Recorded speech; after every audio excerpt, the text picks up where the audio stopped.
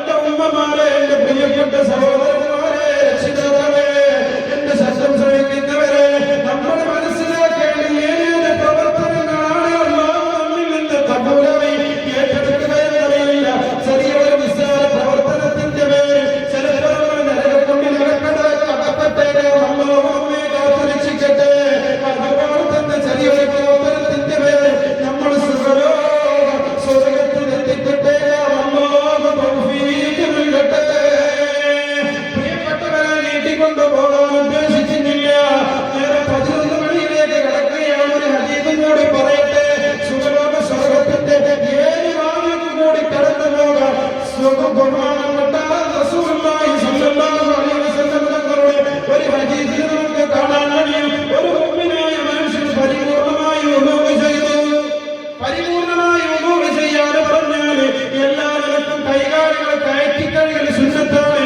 ആ സുന്നത്തൊക്കെ എടുത്തുകൊണ്ട് പരിപൂർണമായി വുളൂ ചെയ്തതിന് ശേഷം വുളൂ ചെയ്ത് കഴിഞ്ഞാൽ ഒരു ദിക്ർ ചെല്ലാറുണ്ട്. ആ ദിക്ർ ചൊല്ലിക്കഴിഞ്ഞാൽ അവൻ ഉദ്ദേശിക്കുന്ന കവാടത്തിലൂടെ സ്വർഗത്തിലേക്ക് കടക്കാമെന്ന് നബി സല്ലല്ലാഹു അലൈഹി വസല്ലം നമ്മെ പഠിപ്പിക്കുകയാണ്. അതുകൊണ്ട് നമ്മമാരെ നമ്മൾ ആ ദിക്ർ അറിയാത്തവരുണ്ടെങ്കിൽ പഠിച്ചെടുക്കണം. അശ്ഹദു അല്ലാ ഇലാഹ ഇല്ലല്ലാഹു വഹ്ദഹു ലാ ശരീക ലഹു വ അശ്ഹദു അന്ന മുഹമ്മദൻ അബ്ദുഹു വ റസൂലുഹു. അല്ലാഹുമ്മ ജഅൽനി മിനൽ തവ്വാബീൻ വജഅൽനി മിനൽ മുതതഹിരീൻ വജഅൽനി മിൻ ഇബാദിക സ്വാലിഹീൻ എന്ന് പറയുന്ന സുബ്ഹാനക അല്ലാഹുമ്മ വബിഹംദിക അശ്ഹദു അല്ലാ ഇലാഹ ഇല്ലാ അൻത അസ്തഗ്ഫിറുക വഅതൂബു ഇലൈക ചൊല്ലിയതിന് ശേഷം പിന്നെ നമ്മൾ ഒരു സ്വലാത്ത് കൂടി ചൊല്ലി അവസാനിപ്പിച്ചാൽ ആ ഒരു ദിക്ർ നമ്മൾ പതിവാക്കലോടുകൂടി സ്വർഗത്തിന്റെ 8 കവാടങ്ങളും അവർക്ക് വേണ്ടി തുറന്നു കൊടുക്കുമെന്ന് ഹബീബ് സയ്യിദുനാ റസൂലുള്ളാഹ്. അതുപോലെ സഹോദരന്മാരെ കുറിച്ച് ഒരു ഹദീസ് മുത്തനബി പറഞ്ഞു, വിശദീകരിക്കാതെ പറഞ്ഞു പോകട്ടെ. ബഹുമാനപ്പെട്ട റസൂലുള്ളാഹ് പറയുകയാണ്, ഇദാ സ്വല്ലത്തിൽ മറഅതു ഖംസഹാ വസവമത് ശശഹാ വഹദമത് ഫർജഹാ വഅതമത് സൗജഹാ ഖീല ലഹാ ഉദ്ഖുലിൽ ജന്ന മിൻ അയ്യി അബ്വാബിൽ ജന്നതി ശിഅ്താ. ഹബീബായ മുത്തനബി സല്ലല്ലാഹു അലൈഹി വസല്ലം തങ്ങൾ പറഞ്ഞു, 5 വഖത്ത് നമസ്കാരം വളരെ കറക്റ്റായി കൊണ്ട് ഒരു സ്ത്രീ നമസ്കരിച്ചു. വസ്വാമത്ത് ശഹ്റഹ, പരിശുദ്ധമായ റമളാൻ മാസം വരുമ്പോ പരിപൂർണമായി നോമ്പൊക്കെ എടുത്തു. വഹഫലത്ത് ഫർജഹ, മുഖ്യഭാഗങ്ങൾ എല്ലാ നിലത്തും അല്ലാഹുവിനെ തൊട്ട് സൂക്ഷിച്ചു. വഅതഅത്ത് സൗജഹ, പരിപൂർണമായി ഭർത്താവിനെ അനുസരിച്ചുകൊണ്ട് ജീവിച്ചു. അങ്ങനെയുള്ള സ്ത്രീക്ക് സ്വർഗത്തിന്റെ 8 കവാടങ്ങളിൽ ഏത് കവാടത്തിലൂടെ വേണമെങ്കിലും ഉദ്ദേശിച്ച കവാടത്തിലൂടെ പോകാമെന്ന് ഹബീബ് സയ്യിദുനാ റസൂലുള്ളാഹി. അല്ലാഹു തൗഫീഖ് നൽകി അനുഗ്രഹിക്കട്ടെ. ആമീൻ. ഒരു ഹദീസിൽ പറഞ്ഞത് നമ്മുടെ ജീവിതത്തിൽ പകർത്താൻ വേണ്ടിയിട്ടൊക്കെ പറയുന്നത്, ആയത്തുൽ കുർസി എല്ലാ നിസ്കാരങ്ങൾക്ക് ശേഷവും ചൊല്ലിയാൽ അവർക്ക് സ്വർഗത്തിൽ കടക്കാൻ ഒരേ ഒരു തടസ്സമാണുള്ളത്, അത് മരണം മാത്രമാണെന്ന് സയ്യിദുനാ റസൂലുള്ളാഹി. من قرأ آية الكرسي في دبر كل صلاة لم تمنعه من دخول الجنة إلا الموت. سيدنا رسول الله.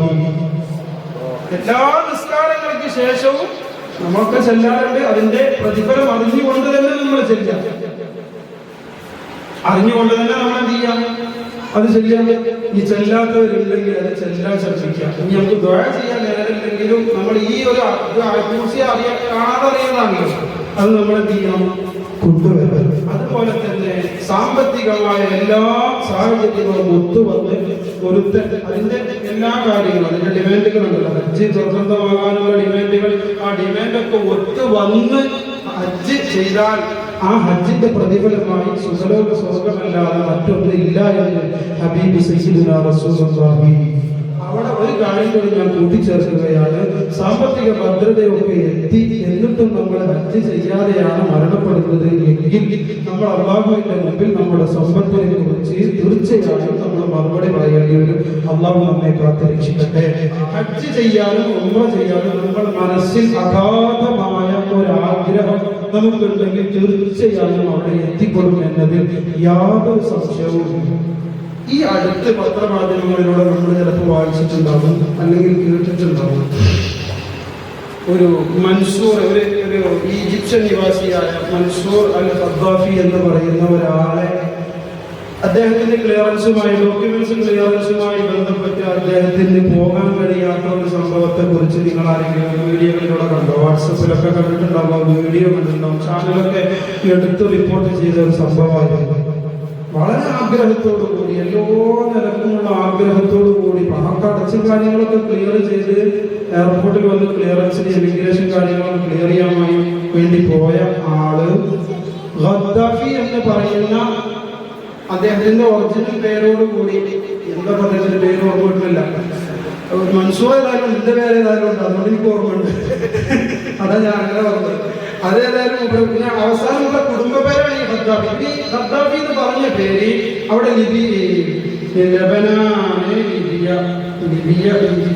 ഈജിപ്തിലെ ഭാഗത്താണ് ഉണ്ടായിരുന്നത്. അവിടെ അവരെ പ്രതികൂട്ടിലാക്കിയ ഒരു സംഭവമാണ് ഈ ഖദ്ദാഫി എന്ന പേര്. അത് കണ്ടതിന്റെ പേര് ഇയാളെ തടഞ്ഞു വെച്ചു. വലിയ സംഭവമായി. അല്ലാതെ പിന്നെ യുക്തിവാദികളൊക്കെ നമ്മൾ പലപ്പോഴും ചോദ്യം ചെയ്യുന്ന പല വിഷയങ്ങളുണ്ടല്ലോ, പല വിഷയങ്ങളും. നമ്മൾ ഔലിയാക്കളുടെ കറാമത്തുകളൊക്കെ പറയുമ്പോൾ മടവൂര് തങ്ങളെ മൃഗങ്ങളോട് സംസാരിച്ച സംഭവമുണ്ട്. അതേപോലെ ബാഫക്കി തങ്ങളുടെ ഒരു വിഷയത്തില് പിന്നെ ഹജ്ജിന് പോകുമ്പോൾ ഫ്ലൈറ്റിന്റെ യന്ത്രം തകരാറായി അദ്ദേഹം അത് മെയിൻറ്റെയിൻ ചെയ്യാതെ നിസ്കാരത്തിൽ ഏർപ്പെട്ടു. ആ കാരണം കൊണ്ട് ഫ്ലൈറ്റ് ശരിക്കും ലാൻഡ് ചെയ്തു എന്ന സംഭവങ്ങളൊക്കെ പറയുന്നിടത്ത് നമുക്കെതിരെ വരുന്ന കമന്റുകളുണ്ട്. ഈ കമന്റുകളിൽ ഇപ്പൊ വളർന്നു വരുന്ന ഒരു ന്യൂ ജനറേഷൻ ഉണ്ട്, അവർക്ക് ഇങ്ങനെയുള്ളതൊന്നും പിടിക്കില്ല. പക്ഷെ അങ്ങനെയുള്ള ആളുകളുടെ മുമ്പിൽ പോലും വെക്കാൻ ഉതകുന്ന രീതിയിലാണ് ഈ അടുത്ത് നടന്നപ്പോൾ നമ്മൾ ഇന്നലെ സംസാരിച്ച ഈ ഈജിപ്തിലെ മറ്റേ ഭക്ഷണം എത്തിച്ചു കൊടുത്തില്ലേ കുപ്പി വഴി, അതേപോലെ തന്നെ ഈ സംഭവം ഫ്ലൈറ്റ് ഇയാളെ കൊണ്ടുപോകാൻ കഴിയാതെ, അതായത് കൊണ്ടുപോകാൻ പ്രശ്നമില്ല. ഈ ഖദ്ദാഫി എന്നുള്ള പേരിന്റെ ഒറ്റ പ്രശ്നമുള്ളത് നിങ്ങൾക്ക് യാത്ര പോകാൻ പറ്റൂലെന്ന് പറഞ്ഞു. ഫ്ലൈറ്റ് ടേക്ക് ഓഫിലേക്ക് പുറപ്പെട്ടു. ഇയാൾ മാത്രമേ കിട്ടില്ല, ബാക്കി ഇയാളെ കൂടെ വന്ന പാക്കേജിലുള്ള എല്ലാവരും പോയി. ഒരു നിലക്കും സമ്മതിച്ചില്ല ഇയാളെ സമ്മതിച്ചില്ല എന്ന് മാത്രമല്ല ഇയാൾ പൊട്ടിക്കരഞ്ഞത്. കാരണം അത്രമേൽ ആഗ്രഹം പ്രകടിപ്പിച്ചുകൊണ്ട് നമ്മളൊന്ന് ചിന്തിച്ചു നോക്കി. എല്ലാ കാര്യങ്ങളും ക്ലിയറൻസ് ചെയ്ത് നമ്മൾ എയർപോർട്ടിൽ പോയി പിന്നെ വീട്ടിലേക്ക് ഹജ്ജ് ചെയ്യാതെ തിരിച്ചു പോരുന്ന ആ ഒരു രംഗം ഒരു മനുഷ്യന് താങ്ങാൻ കഴിയും. ഇയാൾ പോയില്ല, ഞാൻ വീട്ടിലേക്ക് പോകൂല, അള്ളാഹു എനിക്ക് ഹജ്ജ് ഈ വർഷം അള്ളാഹു എനിക്ക് തീരുമാനിച്ചിട്ടുണ്ടെങ്കിൽ ഞാൻ അവിടെ എത്തിയിരിക്കുന്നു. ഫ്ലൈറ്റ് ടേക്ക് ഓഫ് ചെയ്തു, മിനിറ്റുകളൊക്കെ ഫ്ലൈറ്റ് താഴത്തേക്ക് ഇറങ്ങി. ചില സാങ്കേതിക തകരാറുകൾ എന്താണ് അറിയില്ല, ചില സാങ്കേതിക തകരാറുകൾ കാരണം ഫ്ലൈറ്റ് ലാൻഡ് ചെയ്തു. പരിശോധനയും കാര്യങ്ങളൊക്കെ നടത്തി. അപ്പോഴും ചെന്നിട്ട് ഈ വിഷയം പറഞ്ഞു, ഇങ്ങനെ ഒരാൾ പോരാട്ടുണ്ടല്ലോ. ലോ പൈലറ്റ് പറഞ്ഞു പറ്റൂല, ഒരാൾക്ക് വേണ്ടി മാത്രം ഇനി ഗോവണി കൊണ്ടു വെക്കാനും അതേപോലെ എണ്ണ തുറന്നു കൊടുക്കാനൊന്നും കഴിയില്ല, അതുകൊണ്ട് ഒരിക്കലും പോകാൻ പറ്റൂല. രണ്ടാമത്തെ ടേക്ക് ഓഫ് കഴിഞ്ഞു. മിനിറ്റുകളൊക്കെ വീണ്ടും ഇറക്കേണ്ടി വന്നു. ഇത് ചിന്തിക്കണം, ബുദ്ധിയുള്ള ആളുകൾ ഇത് ചിന്തിക്കണം. ഇത് ഏതെങ്കിലും ഒരു കാലത്ത് പറഞ്ഞ് നടന്ന സംഭവം കഴിഞ്ഞിട്ട് ഇന്ന് നമ്മൾ പറഞ്ഞാൽ അത് അംഗീകരിക്കൂല, അതിന് നമുക്കിതിനെ പോകാൻ ആളുകളുണ്ടാവും. ഇത് വസ്തുനിഷ്ഠപരമായ കാര്യമാണ്. ഇന്നും യൂട്യൂബിൽ ഞാൻ അടിച്ചിട്ടാണ് നിങ്ങളോട് ചെയ്യുന്നത്.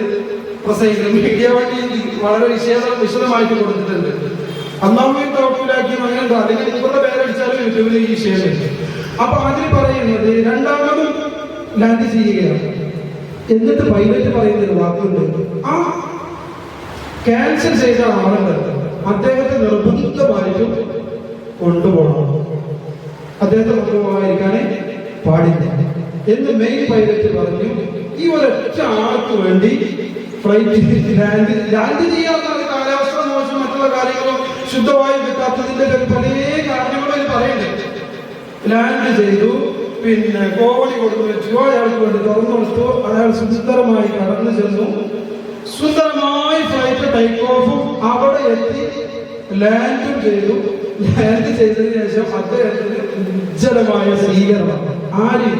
ഫ്ലൈറ്റിലെ ക്രൂ മെമ്പർമാരും എയർ ഹോസ്റ്റസും അതുപോലെ തന്നെ ഈ പൈലറ്റുമാരും ചേർന്ന് ഉജ്ജ്വല സ്വീകരണവും നിങ്ങൾ ദുആ ചെയ്യാൻ ഞങ്ങൾക്ക് വേണ്ടി ഞങ്ങൾക്ക് അറിയാൻ സംഭവിച്ചതാണ് എന്ന് പറഞ്ഞുകൊണ്ട് ഞാൻ പറഞ്ഞു വരുന്നത്, ഹജ്ജ് നമ്മുടെ അതിയായ ആഗ്രഹത്തോടുകൂടി നമ്മുടെ മനസ്സിലുണ്ടെങ്കിൽ എന്ത് തടസ്സങ്ങളോ അതിന് മുമ്പിലുണ്ടാവില്ല, അതൊക്കെ നീങ്ങിപ്പോകും എന്നതിലേക്കാണ്.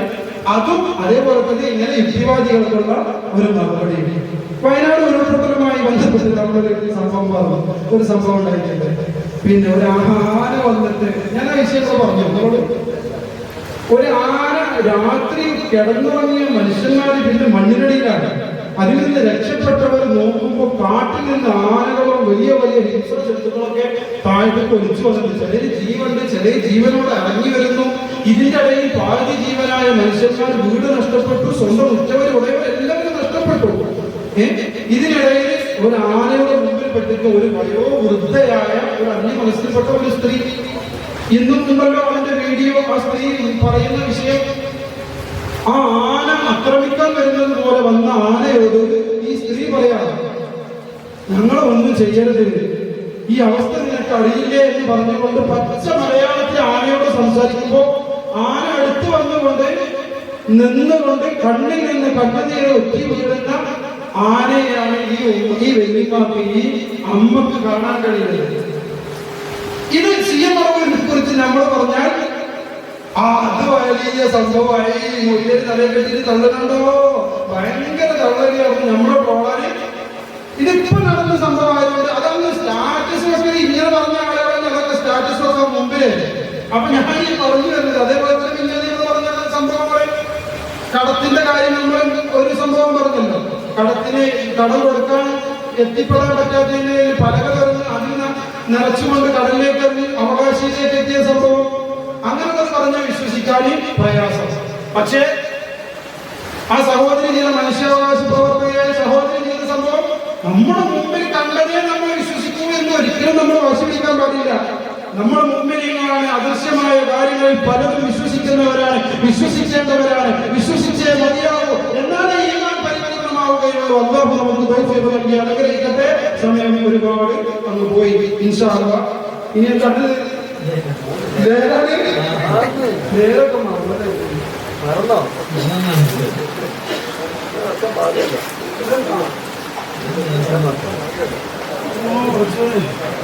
ഇതൊന്ന് വേഗം